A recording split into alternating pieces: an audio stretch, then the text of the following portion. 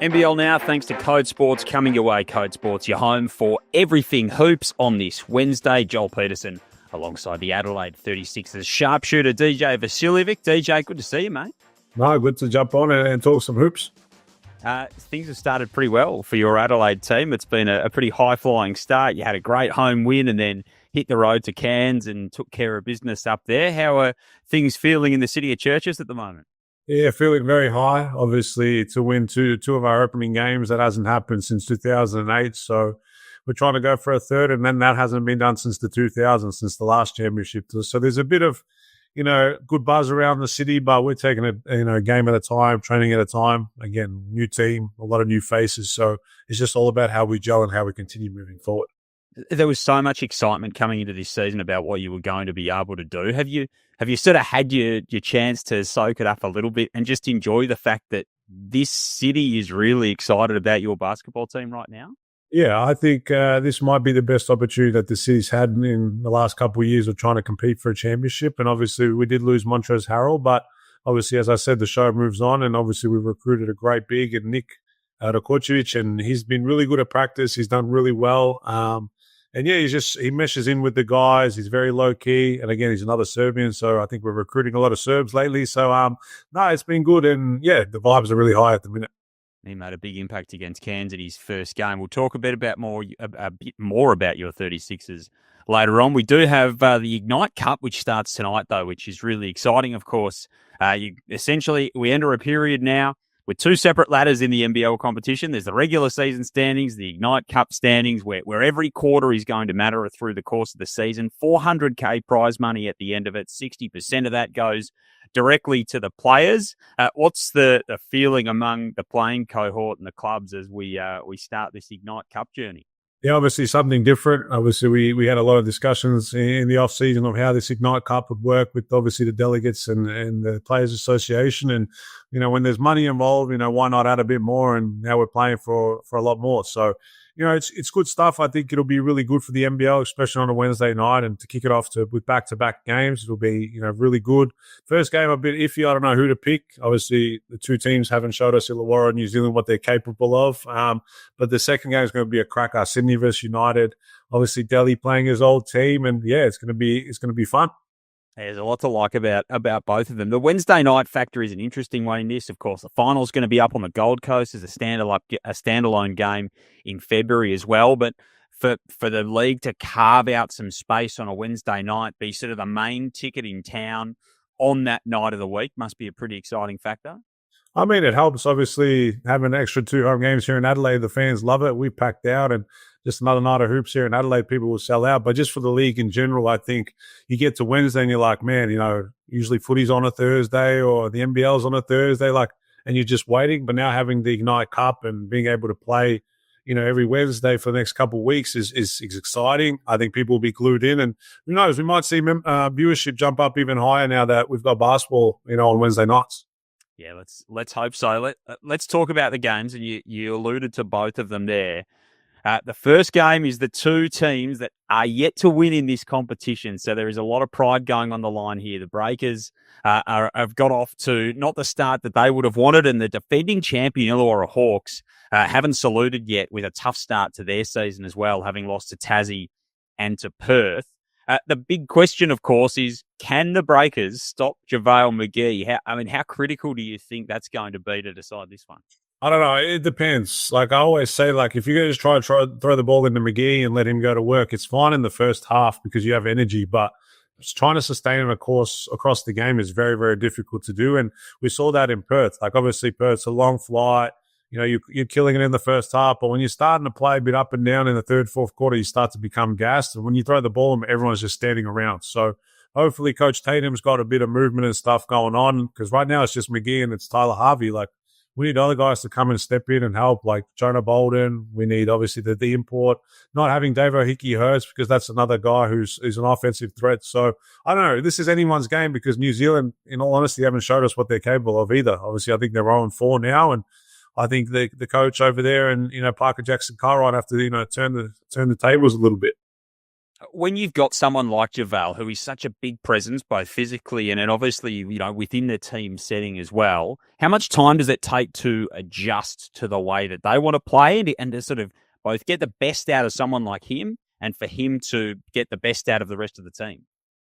Yeah, obviously it's a tough question to answer because I don't know. Like you could give JaVale the ball, and the type of play here in the NBL is the same as the NBA. It's quick, it's up and down. But now JaVale is playing 30 minutes, 35 minutes. He wasn't playing that in the league like later on in his career, and he's a bit older now. So how do you kind of save his minutes in certain aspects? Sometimes maybe let's slow the offense down, let's move the ball, and then get him in a pick and roll so we give him some time to rest. Because as he gets tired, I reckon teams will start picking on him in the defensive end, and anything can happen. So just finding ways to kind of let him rest a little bit on offense. That's why I mean everyone else has to step up to kind of help. And for the New Zealand side of things, you mentioned that they're 0-4 to start the season, and their performances have been mixed, to say the least. They've been in a couple of games, and they've been really disappointing in others. What do you think Petteri Koppinen would be demanding from his team as kind of the first non-negotiable to bring to the table? Consistency, like play hard and play consistent, because when they played Perth, they were so good in that third quarter. Then they went missing in the fourth. Like you can't have a really good quarter and then a really bad quarter. Like there'll be times where you don't hit shots or team will press, but then how do you guys stay together, stay glued, stay on the same page? Because it was two different quarters, and that's why they lost the game against Perth. So that's good. The first game is New Zealand Illawarra, so that's 5:30 Eastern Daylight Time here in Australia, of course. To 8:30 over in New Zealand. And then the late game is Sydney and Melbourne. So you mentioned Matthew Dellavedova playing against his old team. You've been on the Sydney side of this rivalry over the years. And before we get into the specifics, just talk to us about the Sydney-Melbourne dynamic here in the NBL and just how much this means to both of these teams. Yeah, obviously, if you kick it back to back in the day when Bogues played with Sydney and Melbourne, and there was rivalries there, and punches nearly thrown, and they've had a few good final series. So it's not a rivalry because they got the obviously Illawarra Hawks up the highway, and I think this is the second biggest rivalry just because the way they go at it. Obviously, they've recruited really well on both ends, but again, when you're these two teams, you just want to beat each other up, and I think that's what we're going to see. And we'll see how United come out. I think Milton Doyle will start on KD. I think Delhi, will try to prove a point against his old side, but that's what I'm saying. I'm locked in Wednesday night for some good hoops. What do you think Matthew Dellavedova would be thinking? I mean, you've had to go through this playing against a former team in the league. What type of approach do you imagine that he would be taking? I mean, he takes his approach is second to none. This is why he's probably the best professional in our league, and the way he conducts himself. And I think he's going to rally the troops. Again, a little bit of a rivalry, playing now for some money. Every point matters. So I think his leadership will come into play like a lot higher than it has in the first couple of games. So I think he'll lead his team for the front. I'm not calling winners or losers, but I think it's going to be a cracker of a game. The backcourts of these two teams, obviously you've got Davis and you've got Daly on one side. You've got some stars for Melbourne United on the other side. Have you got them probably as well as yourselves there in Adelaide among the better backcourts in the league? I did like Dash Daniels during the NBA games, so I wouldn't see him play a lot of minutes now. He will be playing a lot of minutes, I should say. But now with Shea Ilya, so I think he'll see KD quite a bit during the game. So I don't know. It'll be interesting. Again, it's all about who shoots well, who takes care of the ball, and then who can execute down the stretch.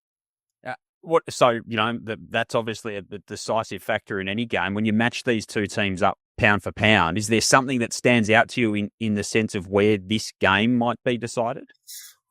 Honestly, I don't know. Sydney Kings shoot a lot of threes. And again, we haven't seen it consistently. Like I think the first game they only made 4.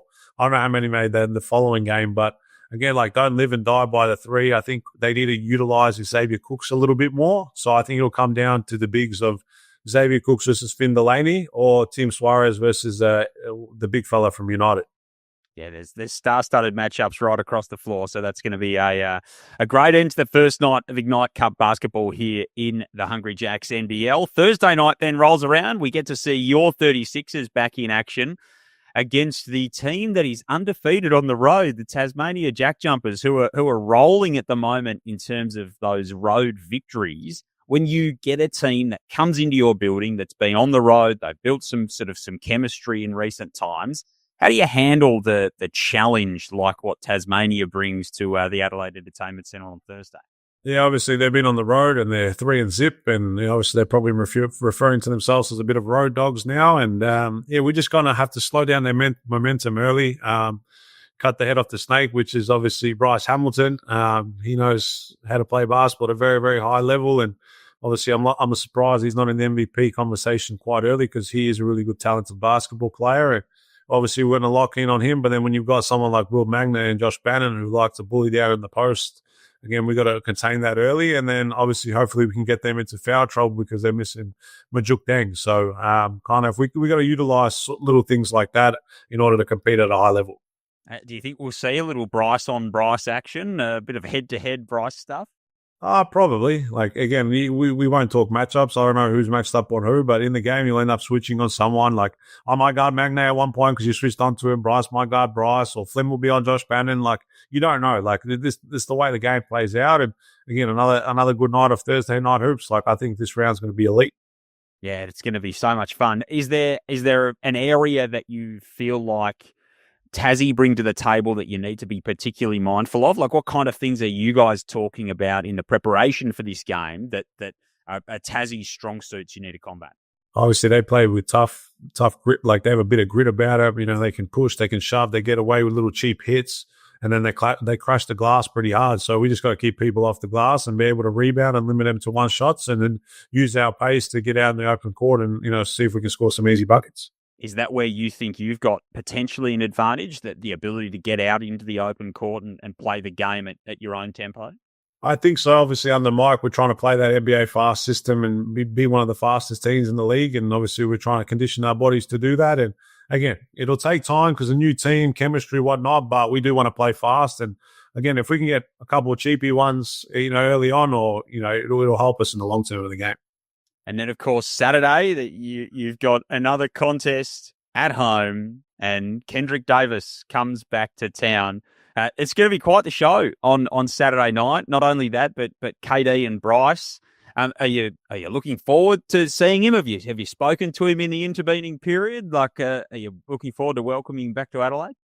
I mean, I haven't spoken to KD since he left. So we actually ran in the sauna by accident in the Blitz, and he had a few things to say, and so did I, but it was all positive sort of stuff. I guess there was no basketball chat or whatnot. But again, it'll be interesting to see how, he is welcome here in Adelaide. I don't know if you would like to use the word welcome. I just don't know. I don't know how people are going to react. Obviously, we had the incident with Shea Ely last year, and he was met with a lot of boos. So it just depends on the night of night, what Adelaide fans feel like. And it's going to be a cracker of a game. Obviously, we got prime time on Saturday, and my former team, Sydney, obviously Bryce now in our colours, and Katie and the others. So I don't know. It's just a good week of hoops, I guess, and we'll see what happens. There's a lot of storylines. There's one thing, South Australians are very passionate about their team, and they are very, let's say, dispassionate about those who might have crossed them. So I'm sure that he will get a response and a reception of some kind.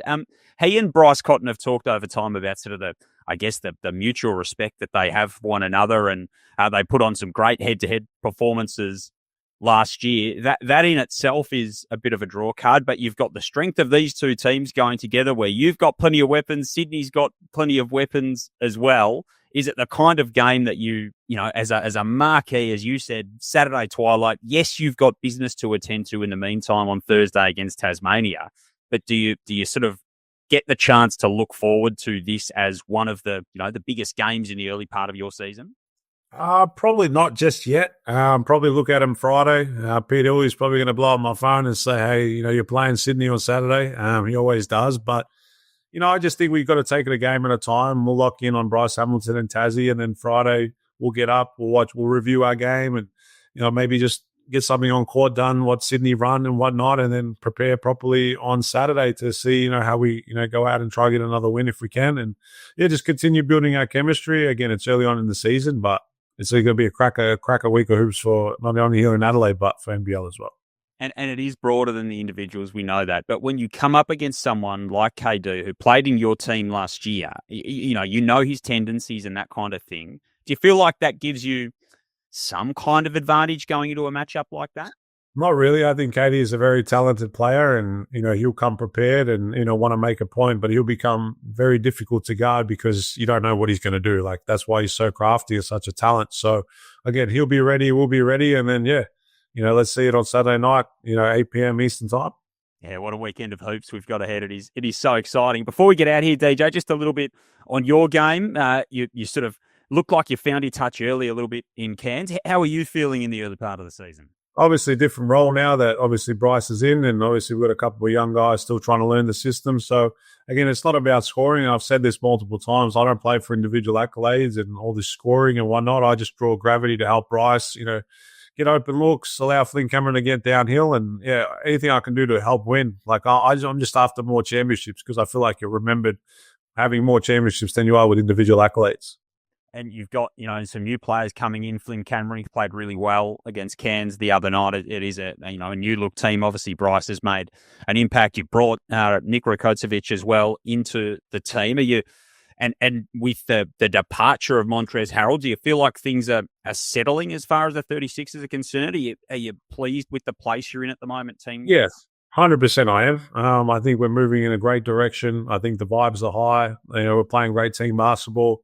We're rotating on defense. We were sharing the ball offensively. And, the crazy thing is we still got one more import up our sleeve if we want to use it. So I think we're all gelling the way we need, and we just got to continue. Again, we're not going to go undefeated. We understand that, but we still need to play to a high standard every day and every game. So we'll just continue to what we do best and take a day at a time.